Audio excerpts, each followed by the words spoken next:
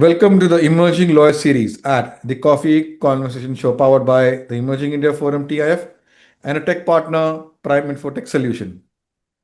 Theme is CLM, Compliance and Coffee, a legal tech talk.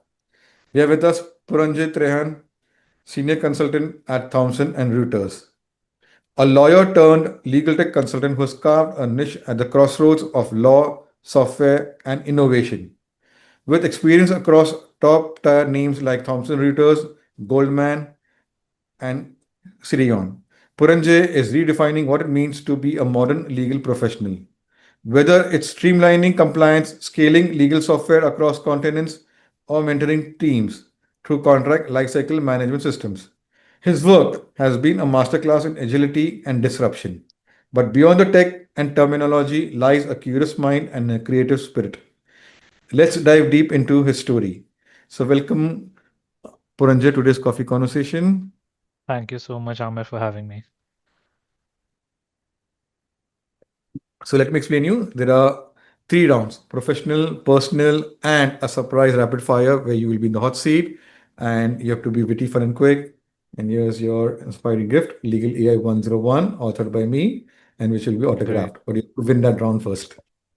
Sounds good. Okay. So, friends, I'm Lion Amir Virani, host at Coffee Conversation and Legal Tech Evangelist at Prime Infotech Solution, author of 15 books. We help law firms, corporate legal startup SMEs, world-class technology, software licensing, and tech training solutions. So, my first question, Puranjay, you have moved from a traditional legal background to consulting in legal technology. What sparked that transition, and how has the journey been? I think it was not very planned again because back in the day when I joined a legal tech company, especially in India, I think the thing was very nascent. I'd say, it was a mix of curiosity in tech because in my 11th and 12th, I actually did science. So it was a bit of that and a bit of just, a curiosity of trying something new is how I stumbled upon this field of legal tech. And I'll say it's going pretty nice. In the last couple of years, things have grown overall across the globe in the field. There have been some big names that have come in, some great funding, some great people, and in the Indian space as well. I think the ecosystem has been growing to a great extent. So yeah, I'm pretty excited in that realm, I would say. That's beautiful. So, let's dive deep into conversation, Puranjay. You have implemented legal software across multiple continents. What's the biggest challenge in cross-regional implementation? I'd say that in companies which have to handle processes across the globe, they need to juggle with different kinds of personalities and processes both. Um, and yeah, I think that's where the challenge lies. Some people are very process heavy. Some people want a lot of documentation. Some people would want a lot of customizations. Other would want you to be free around and play around and customize things around your own will. So I'd say that, just handling the overall versatility of people, the rules and regulations, the policies, all of that in totality, I'd say is a big challenge to handle in such kind of implementations. Wow. So, Puranjit, legal tech is fast evolving domain, not only in India, but globally. What excites you most about uh, the different legal tech products getting evolved? I'll say, I really enjoy the products that are beyond, what exists in the market. So, for example, if there's a product that is probably there in the immigration law space, it's not something that has been too much penetrated, but are still a big use case. The moment I come across those kind of use cases, is something that I feel really excited about. On the other side, I do get excited about the people or the products that focus more on the problem and less on the product. So I feel that, that's how you can tackle this problem of just overall larger adoption of legal tech when you're focused more on the problem that you're trying to solve and less on, other technological terms around it. around how your products or features etc. would solve those problems. I think those are the two areas of legal tech that really excite me. Wow, beautiful. So, Puranjay, legal software implementation involves both tech and change management. So, how do you balance both? And have you faced any, what do you say, uh, challenges where there were objections or they were not keen, or the top level management was not averse to technology, but the mid and the users were looking forward to the solutions. I definitely agree to your point that, my job as a legal consultant, legal technology consultant is not just, implementing or executing a software. It has a lot to do with change management as well, and which would cater to or cover things like a smooth transition between their existing processes to technological processes, general adoption of, the software across the company, because in legal tech, although the key stakeholders might be from legal teams, a real success of an implementation would actually be where you get or you convince the entire organization to use that product. So definitely, I think it's a very good blend of technology and change management, and it's job for someone like me to balance both the scales. Wherever a change in process would help them overall, with the use of technology, I'll probably push for that. And in a lot of cases, I might push for reduction of use of technology and maintaining their existing processes just to reduce or avoid friction in overall adoption and implementation. So I would say that any good legal tech implementation or really good legal tech companies do focus on both these parameters, and that's where the human element in legal tech plays a really important role.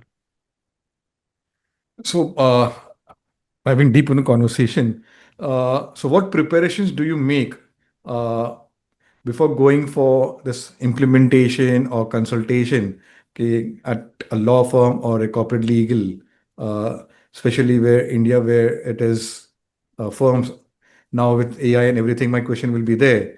Uh, like so many, like Jurisphere, so many, Lucio, Spot Draft, and others law firms are coming up, and they are evaluating.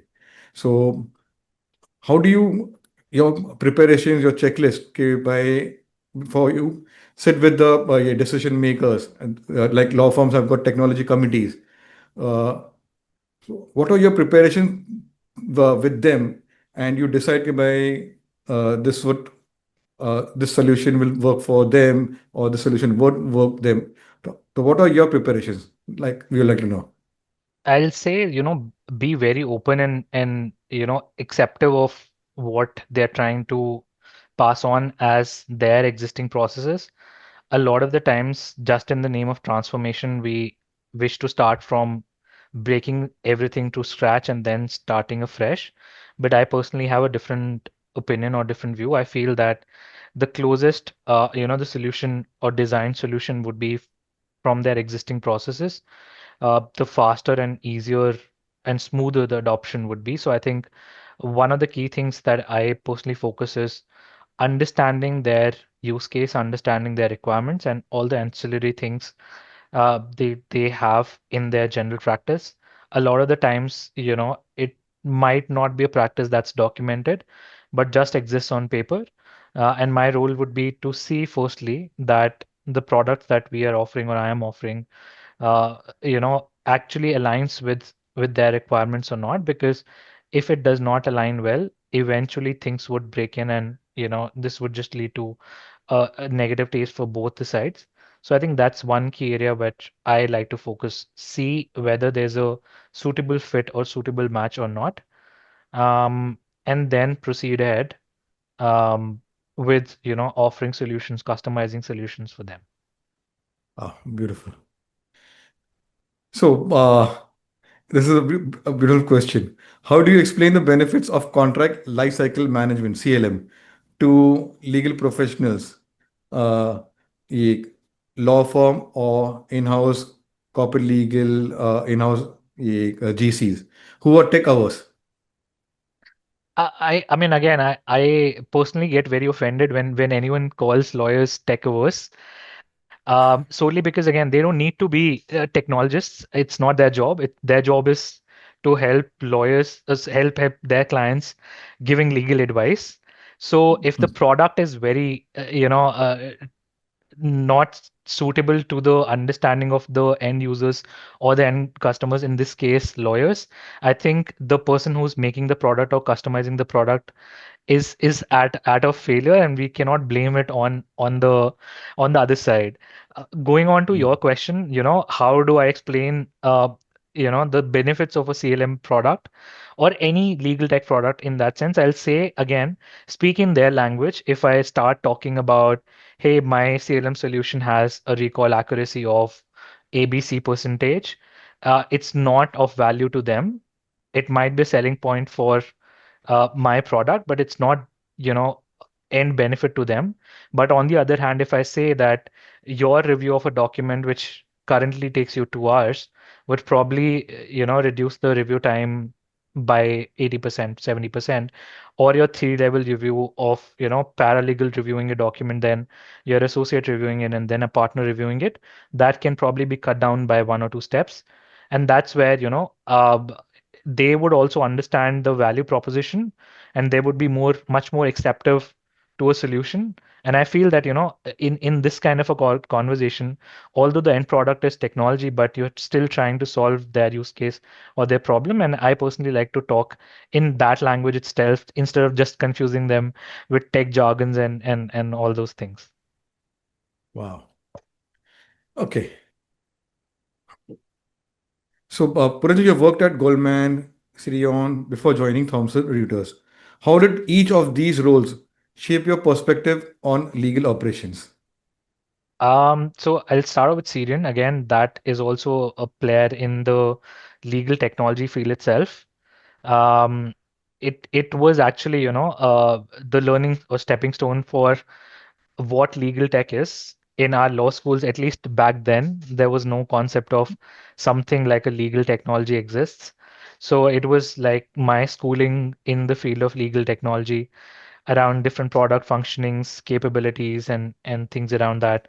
What is this piece of machine learning of, how you can use technology in your legal functions and all of that. So I'd say, that was my schooling and teaching me fundamentals of everything.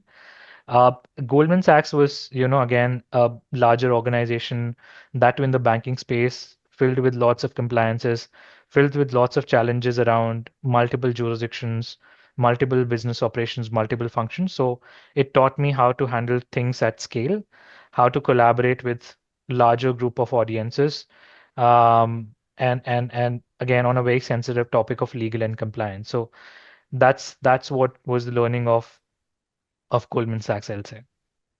Wow. So, I'm adding one more layer.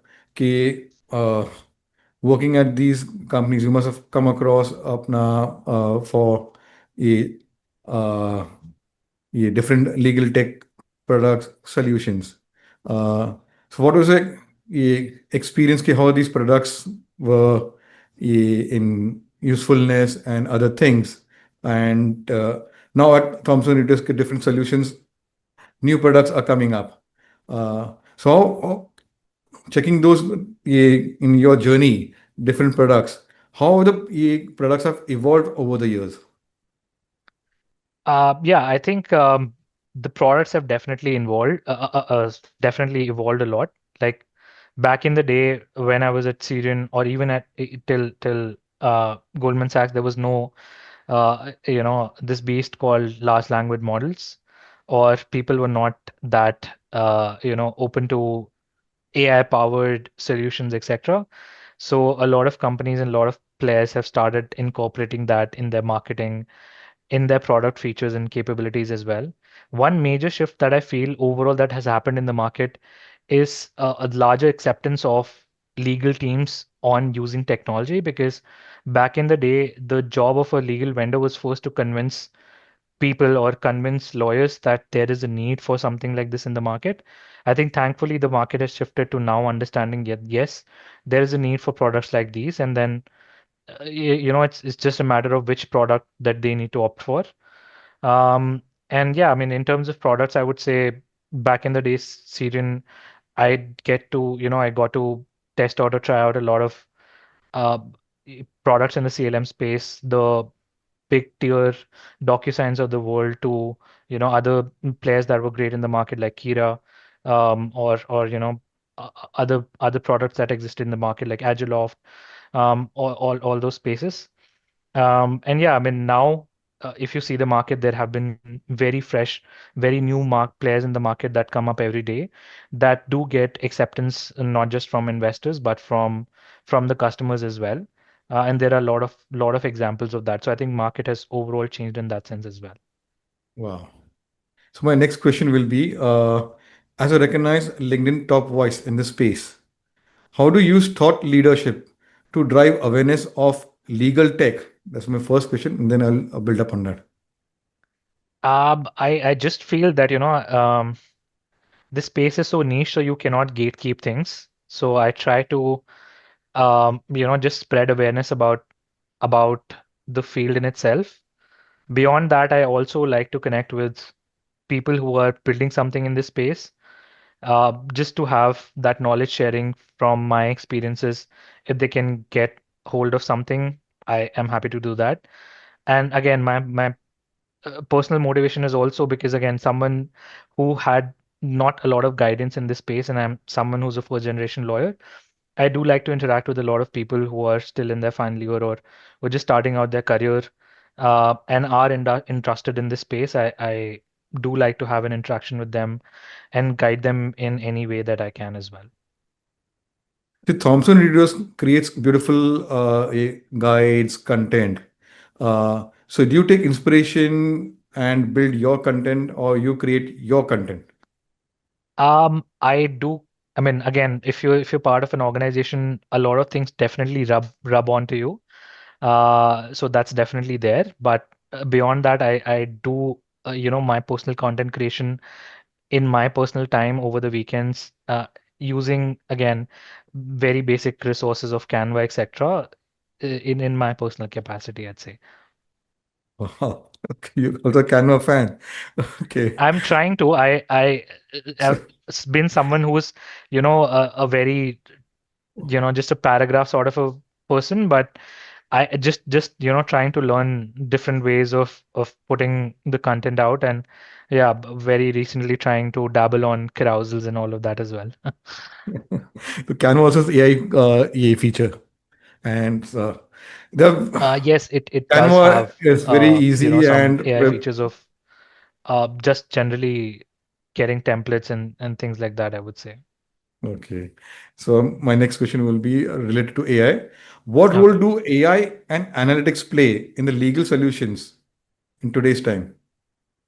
I think AI definitely is at the back end of all the solutions that exist in the market. Um, Majorly just to, cut down the efforts, the times, etc.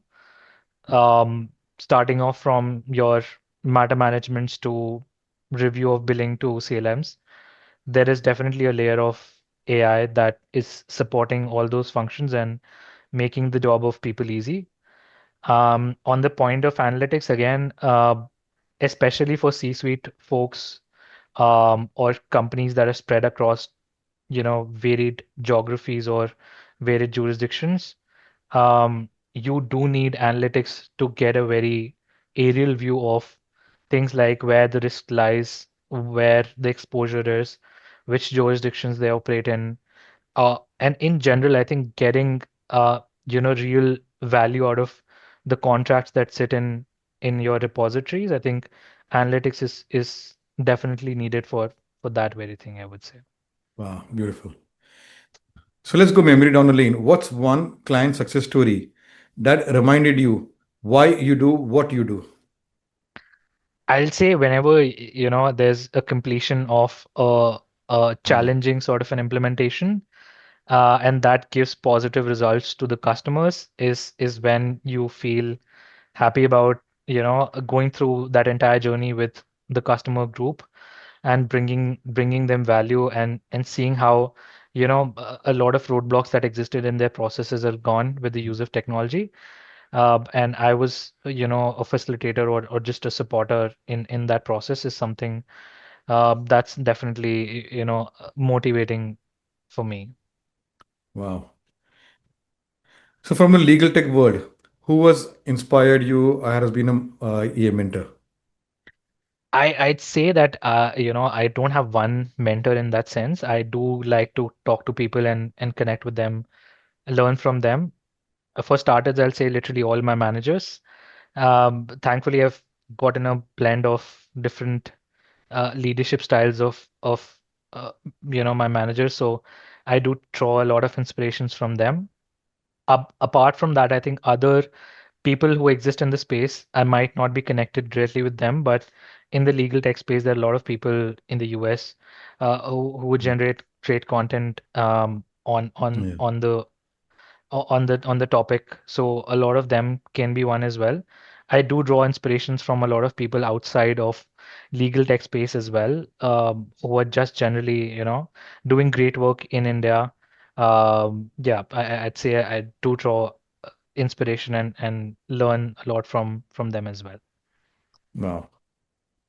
So my last question for your professional journey round, uh, what advice would you give to young lawyers who want to enter this? This is also a niche area where I've seen other lawyers who have branched out into a law firm, legal branding, some do legal recruitment, into content creation. So those want to enter this field of being a consultant for a legal tech company. I'll say firstly get your basics right, both in terms of law and in terms of technology. You don't need to be a master in either, but uh, you do need to understand things both from the technical perspective and from the legal perspective, and not be too focused on a certain kind of certification or certain kind of course. It should be more around understanding uh, the baseline technology of things, and that can be learned from YouTube, from any other free materials as well. You don't have to do a fancy course or a certification. That's one thing that I'll say. Second is that early in the career, it's okay to try out and dabble out things, to then decide whether you actually want to get into this field or not. So it'll be good to start off with some internships if you're still in your law school, or even if you're just a fresh pass out, to see whether this new thing that's a niche, that's very glorious to a lot of people, is actually meant for you or not as well. Because again, I think I mean, your career needs to be a good fit for you specifically, and not overall, a very fancy thing in that sense. So yeah, I'd say get your basics right, plus try testing it out in terms of just running a parallel project with someone, or just doing some internship, or just doing some side work with someone. Start off with that, and then decide whether this field is even for you or not. And if yes, then yeah, go ahead and network with people. Uh, Mm. and I'm pretty sure that someone would definitely give you a lot of advice. You might come across certain opportunities, stumble upon a good role in that way as well. Beautiful, beautiful. Okay. So all those young lawyers out there, watch not only this episode where he shared about whether you want to get into the field of legal and tech, you want to work for legal tech company. There are Indian startups are there. You can also go to Thomson Reuters also. So many, but there are other coffee speakers also who have someone is a psychologist and is into join law firm management, legal branding. There is engineers, biotechnologists who have gone into for IPR. They're working at Yeah. IP law firms. Uh, nah, sorry, I let me recollect the name. Nisha Wadhwa is there. Then apna Suvarna Pandey. The psychologist is Shishta De.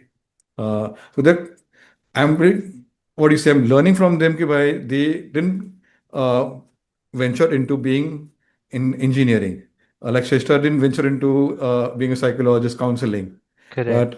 but she got a calling, an interview, and she passed the interview, and she's very happy at apna into legal league. So like that's why I said, okay, by this is niche areas where Gen Z lawyers should pick up, Definitely. follow. First thing is see for yourself, okay, by it suits you, your calling Absolutely. and passion, both thing, and it interests you. Otherwise, you'll feel a burnout. Correct. Absolutely. Okay, so let's go to the next round and understand Puranjay as a person. Tell us about your family and your formative views. So I have been a part of joint family, and yeah, lived with my grandparents, my uncles, um, that sort of a setup. I'm originally based out of Delhi. Um, and yeah, I mean, I did my schooling in Delhi and did my college in Delhi as well, and then now moved to Bangalore for work. Yeah. Wow. Okay. Uh, So let's go to your college, Nalsar. How was the experience and how did it help uh, in choosing this a legal tech career? So I did my bachelor's from IP University, Delhi. And then I was already working at Cgen, and Mm. I was dabbling on legal technology, especially for from the contracts lens. And that's when I felt that as I mentioned that I need to get my basics right, and I need to Mm. uh, hold on to the field of law as well. And that's when I did my post graduation from Nalsa, Hyderabad. The course was on specialization of contracts from all perspectives of drafting, from negotiations. And the reason for doing that was just to understand, a lot of practical aspects of around contracts. I got to learn from industry experts, from varied law firms, uh, big four organizations, etc. On a lot of practical aspects of things. Something like, for example, government tendering process is not something Mhm. that you can think of, but it's still part of contracts that RSPs would come in, etc.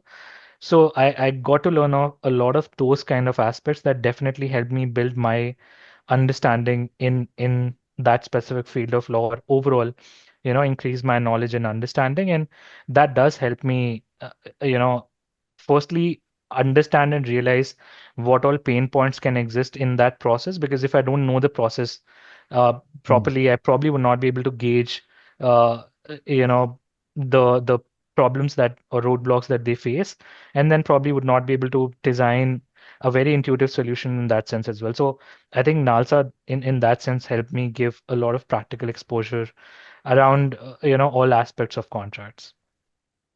That's beautiful. So, in my research also, because I also create a lot of content and research. There are few colleges who are equipping the law students with AI.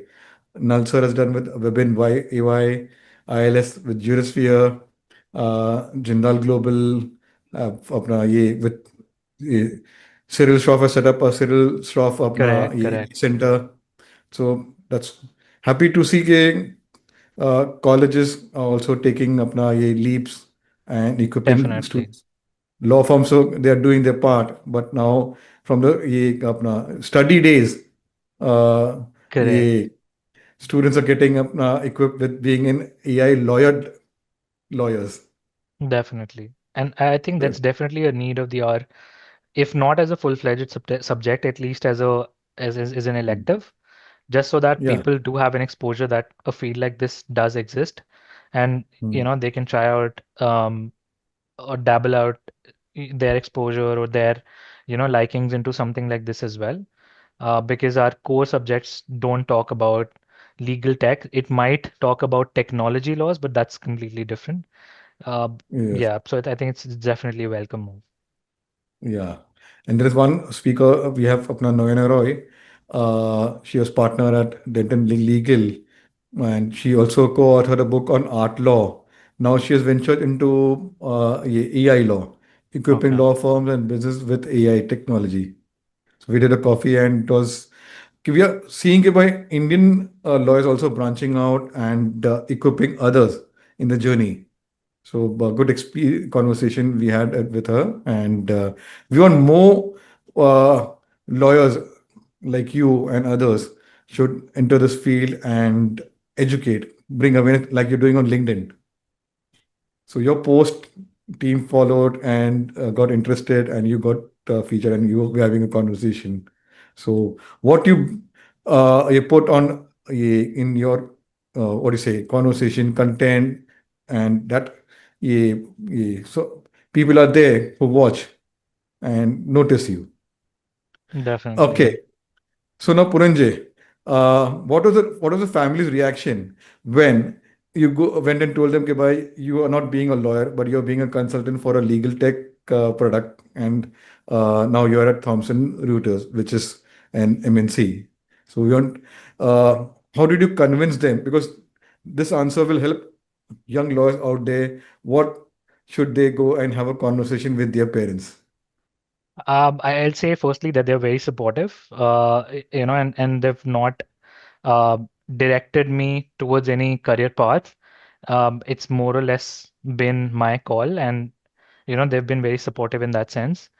Um, and I'll say that they're pretty used to it. A student of science saying that I don't want to give JE or IIT and engineering is not my logical career path, and I just want to opt for law.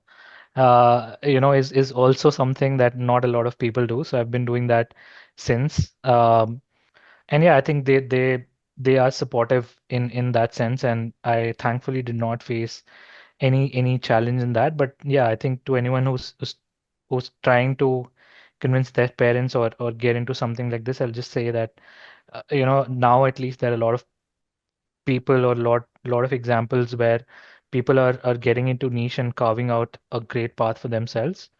And overall in the job market or in the career space, I feel that the trajectory is much better if you're good in those niches in comparison to a conventional sort of career path as well. So I think that's also a very good motivation for someone to opt for and get into a niche like legal tech. Wow. Yeah, now parents are being aware about because so much content is coming up, social media everywhere.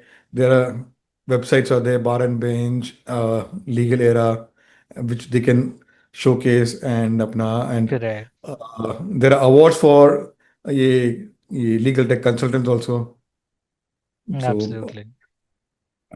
and we hope you also get an award in the future. Thank you so much. Okay. Okay. So, what is hobby or a creative interest which helps you to unwind and recharge? I do like cooking a lot. So I'll say cooking. Apart from that, I'll also say, going on long drives. Unfortunately, the traffic in Bangalore is not very supportive of that hobby, but yeah, I do enjoy those two things. So there is one coffee speaker who goes for a long ride in Bangalore. Let me recollect and share the details on the personal wall. You can plan out a Sounds road great. trip. Absolutely. Sounds Yeah. great. So remembering so many speakers, ke hobbies and all those things. Okay, but I'll find out. Okay. So Puranjay, what got you interested in debates and youth parliaments? I'm dividing two parts. Sure. Uh, First part is what got you interested. And second part is how did that shape your confidence and communication style over the years? Yeah, so again, I think I did go through a lot of debates and youth parliaments and basically every form of speaking competitions in my college. The reason for motivation again was just my inquisitive nature of trying out something new. I started doing it and then I started liking it. Then I started getting some awards, and that was a good motivator as well. So I'll say, it started off with the curiosity of just trying something new. And then yeah, I think just meeting new people from different streams winning some awards, learning a lot of things in the way, were all motivators for me. On the point of, communication style, or how it helped, I would definitely say that it did help me a lot, in terms of quick thinking, in terms of, you know, being responsive uh, to certain queries then and there. Overall confidence in talking with people that you don't know much about. Um, so yeah, I think in general, I think the art of conversation, just from trying and being on those debates and competitions definitely helped me a lot, I would say. Wow. So, what is book, movie, or music which has left a lasting impact on you? I mean, I'm very bad with memory in terms of names and generally don't not able to recall it. But I'll say in terms of movie, Pursuit of Happiness is one Mhm. that was a really good movie. Otherwise, also I think I do any content that I consume, I do take out something from it. So there would be a much longer list in that way. And I'm not picky in terms of just music or movie or books. I think I do consume all kinds of contents on that horizon, even podcasts and a lot of that as well. Wow. Okay. So, Puranjay, if you had 1 week away from work, what would you do and why? 1 week away from work. I'll need to think through very hardly, but I don't know. I think probably um, go home, spend time with my family, Mm. um, go out to some good restaurants, try some good cuisine, probably dabble around, learn some interesting things, you know, just communicate with or converse with some new people. I think I generally, depending on the mood, I would do all of that or just sleep again. Very, very picky in that way. Wow. Okay. So, if your friends had to describe you in 3 words, what would it be? Uh, yeah, I, I'd, I'd say that they can't describe me in just 3 words. But yeah, I mean, if you ask about me, I think I'd probably say someone who'd like to try out new things Mm. is a very key trait for me. Yeah, so I think that's one. Um, some people mock me about bad humor as well, so I think close friends would probably say that as well. So yeah, Okay. can't pick 3 words as That's at the fine. moment. It's Yeah. fine. So, what are your plans for 2025, personally and professionally? Personally, I'd say start having a regular hobby, get more healthy. And professionally, I'll say learn more about the field, um, get connected with more people in this space. And I'll also say help out a lot more people than I currently do, probably in form of something I've not figured that out yet. Uh, Probably associating with some law school or I don't know. I would want to do something like that, either that way in some sort of a collaboration or in my personal space. And I'll also say just learn more about the technology in general, like keep that constant zeal of learning technology that's literally changing every day. I really hope to do all of that. Wow. So I'll get you connected with two coffee speakers. One is Siddharth Marwa. He's created a courses and he teaches at K law colleges. Yeah, okay. And second one is Gautam Mohanty. He's also into teaching. So both will Sounds guide good. you and you can be part of their journeys and wherever they go to the colleges. So you can start with Sounds them. good. And there are others also which I have to search in my 500 database. Uh, Sure, sure. That sounds so good. good thing, okay, by your and see now you're part of the coffee tribe. So we want the tribe community help each other and take them in the journey under their wings. And Siddharth will be one, and Gautam. There are others also who have been Sounds good. speakers at different colleges. I'll get you connected with Professor Tarun also. He is a sports law professor teaching at GNLU, Gujarat National Law University. Beautiful person. Sounds good. अपना Yep. ये रहता ही है. Surely love to be So connected. yeah, so just ping me and I'll do the needful for you. Okay. Sounds good. Uh, Now, my last one is a googly one that was earlier, okay, from your friend side. Now, this is your point of view. Describe Puranjay in one line. Uh, okay. Mm, I'll say someone who's in a constant zeal to learn new things, try new things, interact with new people. Um, at the same time, also be fixated and enjoy that constant, uh, you know, a lot of I'm a good balance of change and constant is what I'll say probably. Ah, beautiful. So let's go to the next round and put you in the hot seat, the rapid fire round. Uh, you're a morning person or night owl? There are phases. Sometimes I'm a big morning person and very productive, and Okay. sometimes I'm very productive at nights as well. So a mix of both. Uh, Compliance dashboards or courtroom drama? Um, Courtroom drama in personal movie watching sort of space. In my professional space, I'll say compliance dashboards. Okay. Wow. Contract drafting or implementation analytics? Implementation analytics.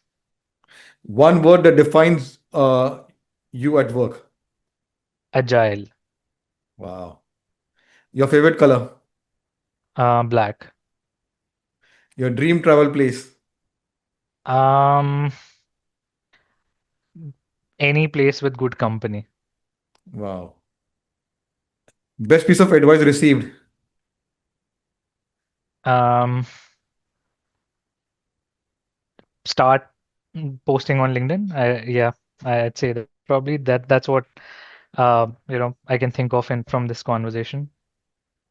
Okay. Uh, your signature food dish? Uh, any North Indian curry with uh, a hot garlic naan. Wow. Your go-to comfort food? Dal chawal. Tea or coffee to recharge? I am both. I sometimes enjoy coffee and sometimes really like good tea. Okay, let's raise.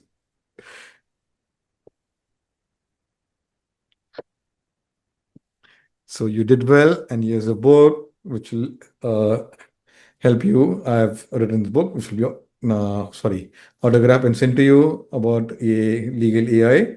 And Sounds good. so go through and give me your inputs. So, Absolutely. friends, it was a lovely conversation having with Puranjay Trehan.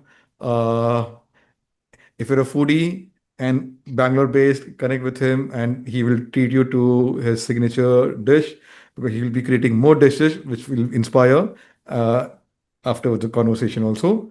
Uh, so, all those young legal professionals out there, uh, you can venture into careers where it doesn't need that you have to be at law firm or in-house counsel team. You can venture into like being a consultant for a legal tech company like he's now at Thomson and Reuters, or someone like a law firm management, legal branding, some into legal recruitment, some into a patent filing. There are many other options are there, content creation. So many options are there. It is just okay, follow your calling, follow your passion, and build up on that part. And there are other people out there who will guide you in their journey. But stay put, give some time. So this is what coffee speakers watch this episode, especially there are a lot of insights Puranjay has shared, and other speakers are also there. So there are 500 coffee speakers subscribe to the channel. And if you want to be featured like Puranjay, visit our website, the Emerging India Forum or LinkedIn page. or connect with our coffee speakers who will put in a word to continue conversation over a cup of coffee. And we meet tomorrow with another coffee speaker. The journey continues. There are over 8 different series. So watch, get inspired. We have done panel discussion also, special episodes. So many things are happening. So watch the space and you will feel part. You're now a Coffee Tribe community member. So thank you. Take care. Thank you so much, Amit.